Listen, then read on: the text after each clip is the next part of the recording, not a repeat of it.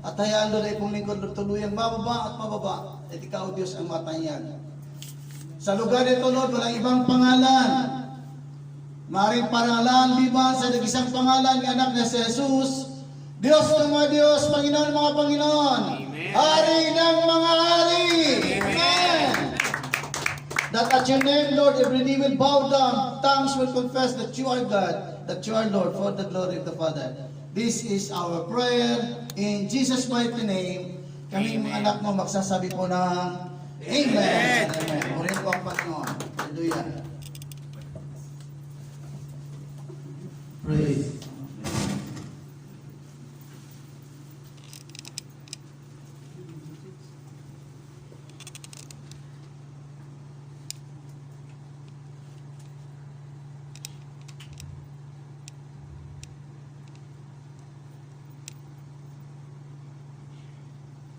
So, ang mensahe ng ating Panginoon, dalawang bahagi po itong nasambit, itong talatang ito. These verses were stated by the Lord doon po sa Matthew 9:7-8, kung saan siya po ay kasama ng 12 alagad. Now, kung ating makita, magtataka tayo bakit inulit ito.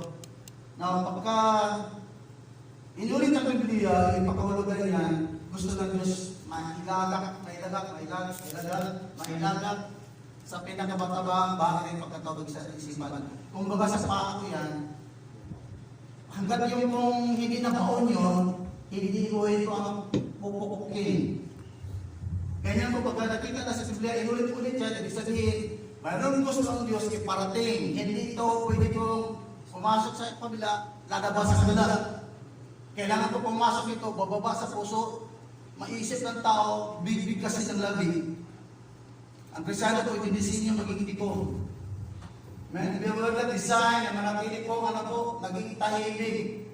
Sapagkat kung hindi po tayo magsasalita, sabi ng Panginoon, kahit sa pagsamba, bato ang sasamba. Nakakahiya po sa Diyos. Kung ang bato na hindi po nilikha ng Panginoon, na hindi ito walang hininga, magkaroon po yan ng hininga kung hindi tayo sasamba. Now, gusto ko kong idiinagtubad kasi ang ating po ngayong the picture of the church, especially on this decade of 2020 and 2030, ang layunin po nito is magkaroon po tayo ng tinatawag natin isang iglesia, hindi po Pilipino ang hahawak ninyo. Katutubo siya. That is the picture. Na kung hindi natin ito malakaran, maaari na iuwi sa ating bansa, na ang aking katanungan po is, ano ang pwede alalahanin sa iyo ng mga tao na narito na ikaw narito? Yan po mabibitawan ko sa inyo because ang salita ito po ay sadyang napakahalaga dahil kung inyong titingnan ang mga salot na dumarating ngayon, record-breaking lahat siya. Lindol, ulan, nagliliyap sa kabila naman po ay nagkaroon po ng baha. No? Isang bansa, kabila, ulan, kabila po ay nag-apoy. Ano nangyari ito? Sabihin, these are what we call panawagan ito ng Diyos. Na ang tao ay po, manumbalik. Now, sino magpapaalala sa kanila? So, ang kalikasan isa yan, pero dahil ang ililigtas ng Diyos ay tao, kaya tayo ngayon ay narito, hindi yung matapos po sa ating pagkatao yung pong panawagan ito ng ating pong Panginoon. Kundi tayo po, magiging alulod. Hindi po tayo nag-accumulate. Kundi tayo po ay dispenser. Amen. Kasi kung kalikasan yan, matapos ang sayo dahil kawawa ang iyong tahanan kung hindi po ito mapahayag sa kanila. So gusto ko pong diinan na, sabi nga, sa talatang ito ng Panginoon, the same verses were spoken by the Lord. Una sa lahat, kaya kung 12 alagad, sila po ay, sabi nga, as they went through the towns of villages, teaching in the synagogues and preaching the good news on the kingdom and healing every sickness and diseases. Having compassion. Compassion is the word isplaxinoe, meaning ilagay mo yung sarili doon sa taong nangangailangan. Kung ano yung kanyang pinakamalalim na pangailangan, ilalagay mo yung sarili doon sa kanyang kalagayan. Hindi mo titingnan yung pakinabang, Kung ang titigan mo yung kanya pong kalagayan, that is compassion. Pag ikaw nahabag, oy pare, panalangin lang kita, habag yun. Inaawa ka noon. Damdamin ang iyong babaw. Pero pag sabihin, nahabag ka sa tao, pupuntahan mo yung tao, sasabihin, pwede ba ako, mayroon ba akong may tulong? Mayroon ba akong mamayambag? That is compassion. So, pag nung lumakad siya, ang nagdala sa kanya yung kung habag sa tao na ang mga tao katulad sa isang tupa na wala pong shepherd, walang pastor. Ang shepherd po, ang sheep po, hindi pwede kung walang pastor. Kailangan po siya magkaroon ng pastor sapagkat ito po ang katangian ng sheep. Hindi ko tatalakay ng sheep, kundi ang tatalakay ko rito yung kung ang kahalagahan ng ating pong gagawin kasi ang panukalang ito po ay naglalayong maghayag ng pangailangan ng iba.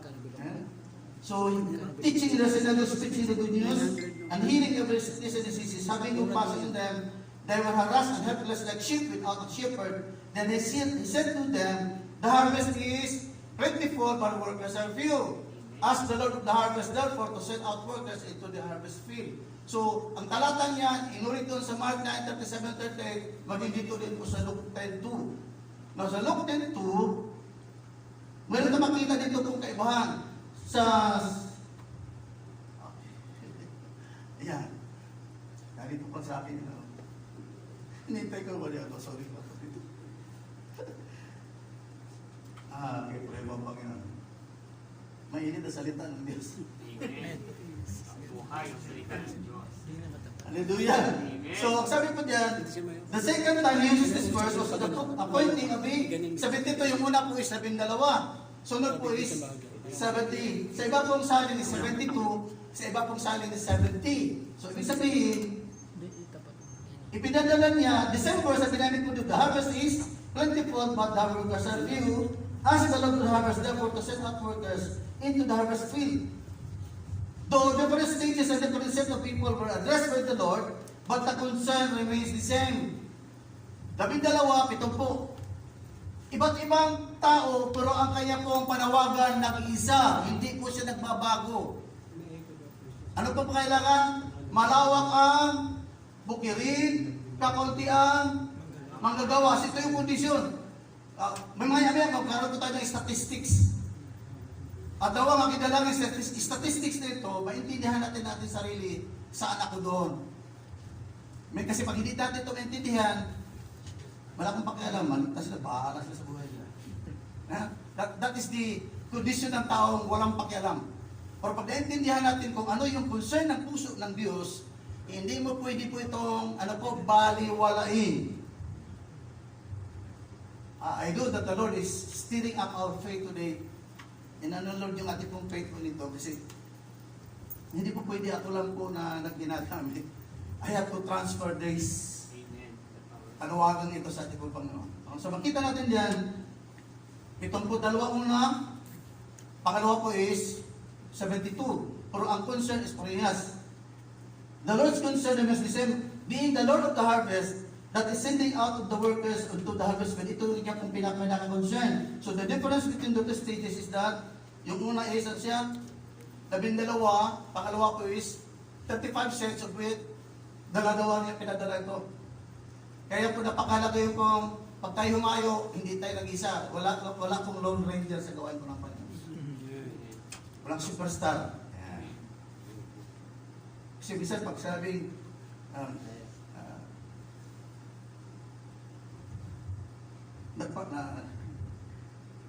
nagpatanggap ako. Ang tao hindi pong tatanggap yan hanggat hindi po yan hinipo ng Diyos. Dito natin makita bakit sadyang napakahalaga yung pong panalangin. So, dalawang instances, una doon sa Matthew 9:37-38, 12 disciples, pagdating sa Luke 10:2, 35 cents, ano pong main purpose? Tatlong parte po yan. Tatlong instruction, makita po natin dyan. Una is that we have to mobilize people to pray for more workers. Meron pa kayong nalaman na ng ani na hindi nagpaalam sa mayari? Sige natin. Kahit magtaring ka, Yung pupunta ka sa isang bukid tapos pagdating doon, kusa ka magtatanim, mag-ani na hindi ka nagpaalam sa mayari. So, ibig sabihin, sa physical na katayuan, hindi yan nangyayari. Now, pagdating po sa spiritual na pag-ani, lalong hindi po pwedeng mangyari. Sapagkat ang Biblia napakalinaw, ang may-ari ng anihain, ang may-ari ng bukid, hindi tao. Sa mundo, mayroong literal na lupain, tinatamnan. Ang may-ari niya ang tao. Pero kung titingnan mo sa totoo, ang Psalms 24 verse 1 na malinaw na nagsasabi, the earth and everything in it is of the Lord. Ibig sabihin, ang tao wala akong pagmamay-ari. Katiwala ka lang. So yan ang katiwala. Ano kung gagawin ng mga katiwala? Palagi pong kilanlin yung nagmamay-ari. Kaya pagdating sa anihan, makita natin dyan, ang sabi po dito is, firstly to, balikan po ang tiyan, mobilize. Firstly to mobilize prayer to people, for people to pray more. So, kailangan ipaalam sa may-ari ang pong pag-aaning gagawin. Pangalawa is, dapat nating maintindihan na ang magagawa po ano po? Kakaunti. Dahil kakaunti, ano pong gagawin? Kailangan natin maintindihan na hindi tayo pwede pong tinawag sa trabaho. Pag binigyan ka ng taning ng iyong pong amo, sasabihin mo sa boss, busy ako ngayon, wala ko lang tayo. Ano kaya gagawin sa'yo ng amo mo? Bibigyan ka interest. Ba't ang gagawin sa atin? Bibigyan ka ng termination paper. Ang ipinagpasalamat ko, hindi nag-terminate ang Diyos. Amen. Kung ang Diyos ba nag-terminate bawat ating pong pagkakasala at bawat hindi natin pagtalima, marami na tayo kapatid. Hindi pa ako excuse doon. Amen? So, ibig sabihin, sadyang napakabuti ng ating Panginoon pag maintindihan natin na ipapanalangin sa may-ari sapagkat malawak ang bukidin, kakaunti ang manggagawa. So, if you consider yourself bilang isang taong nakakilala kay Lord, paano mo ngayon, paano mo kilalin yung sarili sa harapan ko ng Panginoon? Kasi ba't sa gawain, meron pong 4 na klase po ito. Attendee, member, disciple, disciple maker. 4 na klase tao nandiyan sa loob ng gawain. Member, attendee, member, disciple, disciple maker. Kung wala kang tinuturuan, maring attendee ka pa lang, o kaya ikaw po ay member. Pero pag ikaw po ay naging disciple maker, hindi ka po pwedeng walang hawak ang gawain. Kung paano, naalala ko po tayo sa kapatid, itong tao ito ay mananampalataya na sa Pilipinas, pero pagdating dito po is, hindi niya natutunang tumayo. So sabi ko sa kanya, nung magkaroon po kami ng pagtitipon, bakit kailangan pong bilang tao, bilang manampalataya, danasin mo yung pong mapagtagumpayan mo yung pong pagiging mahiyain.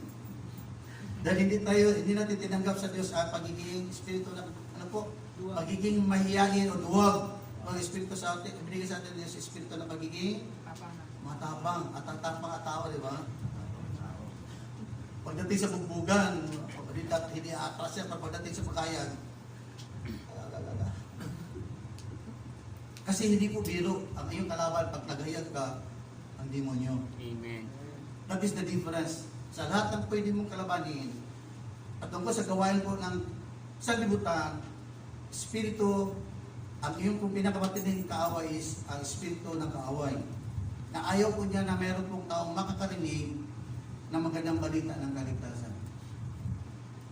Ayaw po ng kaaway na wala sa iyo, meron pang matututo, mahayagan ng magandang balita ng kaligtasan.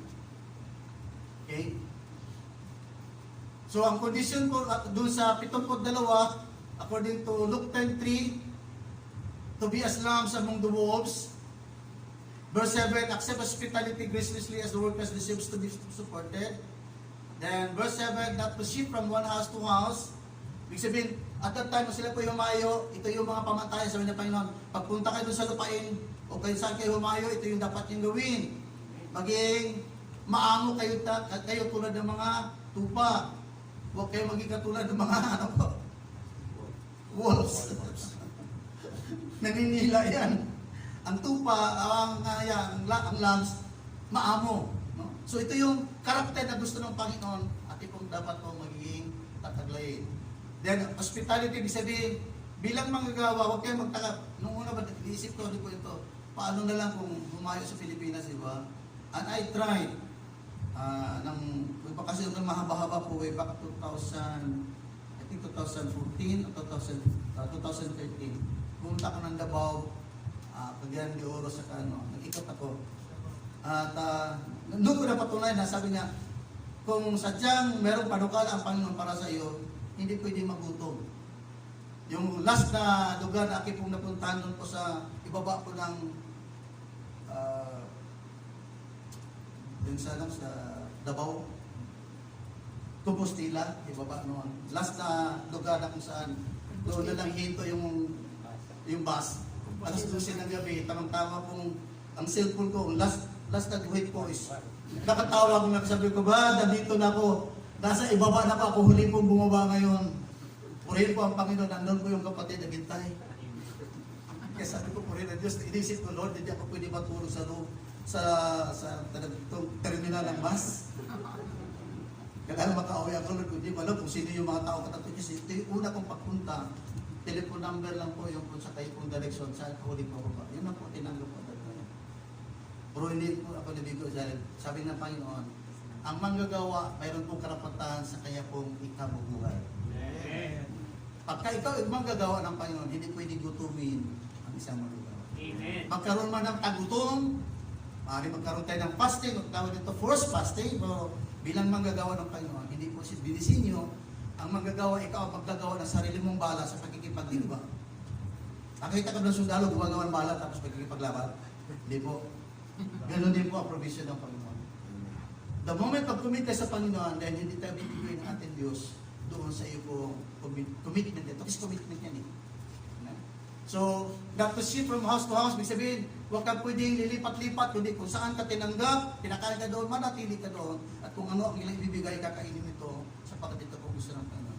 To earn whatever serve and not to be picky o yung namimili. Kaya minsan naisip ko nga, sabi nga ng isang kapatid, ba't pag ikaw po napunta ng Mountain Province, pagka sila po nagluto po doon, iba pong lutuan doon. Ano ba ba yung sino taga Mountain Province dito? Kaya minsan curious ako doon sa mayroong ikinakasal na taga Mountain Province, kita ko yung kanilang ritual at yung mga niluluto. Lalaking tipak kaya pati.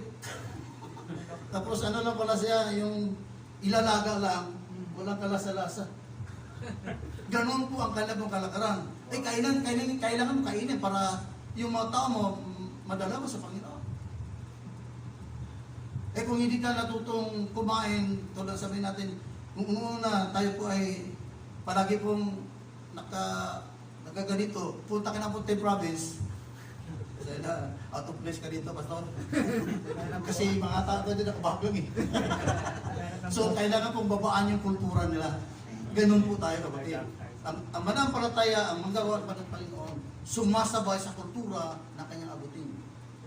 Hindi sila pwedeng aabot sa iyo, kundi ikaw ang aabot sa kanila. Yan ang ginawa ni Lord. Hindi tayo pwedeng mapunta ng langit, siya bumaba. Kung hindi siya bumaba, tayo mag-ano natin pagbabayad natin kung kasalanan. Kanya-kanya tayong bayad pa rin. Kung hindi siya bumaba. Kaya ganun din po pinagkita sa atin ng Panginoon. Huwag tayo maging mapamili sa mga pagkain na maaari ating pong kainin. Walang plustogya, laga. Praise God.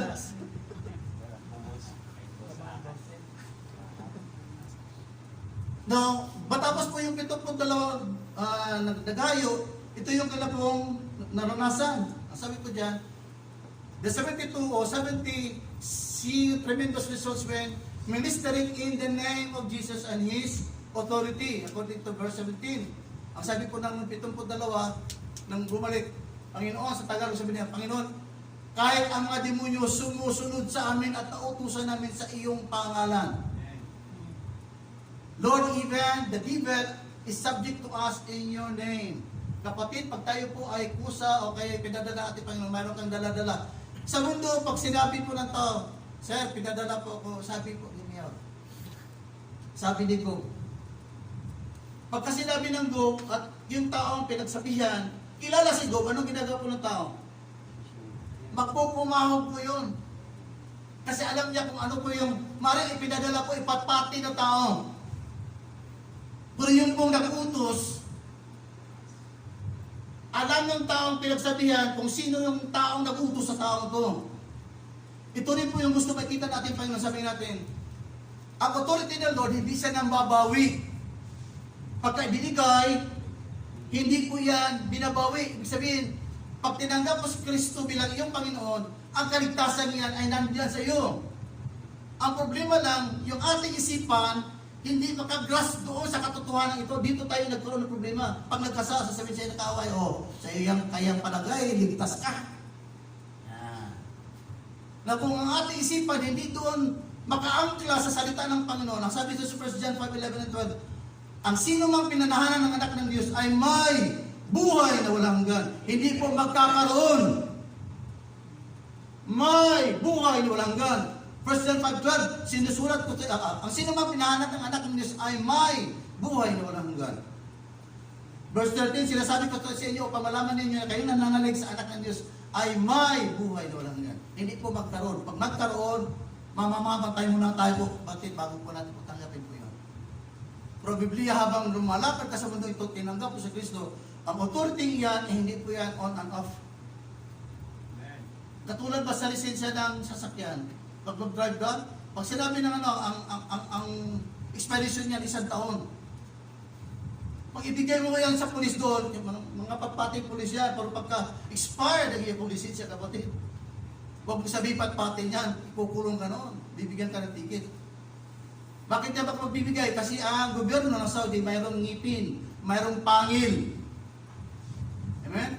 Kung ang mundo mayroong pangil, ang Diyos mayroong kapangyarihan. Amen. At kapag naintindihan natin ito, hindi ka pwedeng talunin ng kaaway sa iyong mismong sariling bahay. Ano yung larawan nito? Bahay. Ganito siya. Hindi nawawala ng sakit ang tahanan. Palagi po mayroon po babagan. Amen? Hindi nawawalan. Linggo-linggo mayroon pong sutukan nangyayari. Then, the house that you are in is napapasukan niya ng kaaway. Ang tanong po is, alam mo ba na kaya mo pong palayasin ang kaaway sa iyong tahanan? Kung hindi natin ito alam, that's the reason why kahit sa mismong loob ng iyo pong higaan, may binabangungot ng mga tao. Bakit po? That is, tawag po niya, demonic attacks po ang tawag po niya. Kahit nananalangin ka, kung hindi mo ito po alam kung paano palayasin ang kaaway, kapatid, there is a difference between sa defensive prayer sa offensive prayer. Defense, wala ako nakitang basketball, wala, puro lang offense. Meron, hindi pwede, puro defense. Midcourt ka lang pupunta, defense lang. Ayaw mo pumunta pa wala dito. Hindi ka mag-agaw doon. Hindi mangyayari, mananalo ka. Amen? Ang kaaway, hindi siya papayag na walang laban sa bawat blessings na yung tatanggapin. When it comes to salvation, free. But when it comes to blessing, you have to fight. Ako hindi ka katutong lumaban, kaya sabi nga, kahit hawak-hawak na yan, isang sakit at karamdaman lang, ubos yan, kuya. Kasi hindi ka natutong magsabi sa kaaway, huwag pakialaman ang aking tahanan. Ang biyayang ito na tinanggap ko sa Panginoon, huwag mong pakialaman. Nagbibigay ako ng aking apo. At ito ang dahilan, bakit kita pagbawalan. Biblia ang nagsasabi niya. Walang sakit na darating sa iyong tahanan.